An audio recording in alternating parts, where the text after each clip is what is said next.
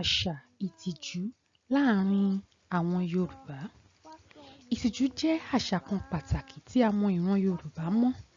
Bí a bá fi wé èròjà ọbẹ̀, èròjà kan gbòógì ló jẹ́ nínú àwọn ohun èlò ìsebẹ̀ àṣà ilẹ̀ Yorùbá. Yorùbá gbàgbọ́ pé àìnítìjú ní mú ní hùwà àìtọ́ láwùjọ.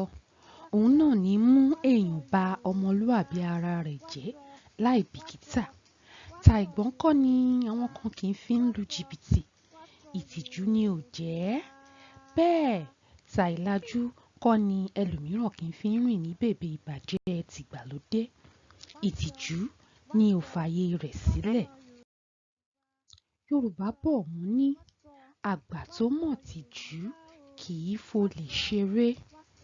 Bákan náà, àgbà tí kò ní tìjú, ojú kan nìbá nì, ojú kan náà á wà lọ́gangan iwájú rẹ̀.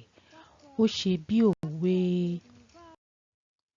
Bẹ́ẹ̀, ìtìjú kì í ṣe ohun iyì tàbí àmúyẹ kan fún àwọn àgbàlagbà nìkan nílẹ̀ Yorùbá.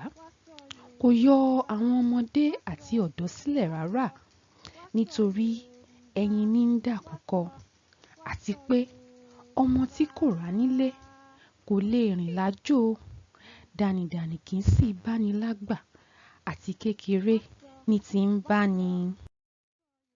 Ó yẹ kí a máa ṣàkíyèsí àwọn ìwà àìtọ́ ibi ayé yí sí, ká má bàa faṣọ yẹ́rọ̀fọ̀, torí àwọn àbàwọ́n kan kì í ṣí láṣọ bọ̀ọ̀rọ̀, àwọn kan kò tiẹ̀ kì í ṣí rárá, wọn a máa bárakú ni.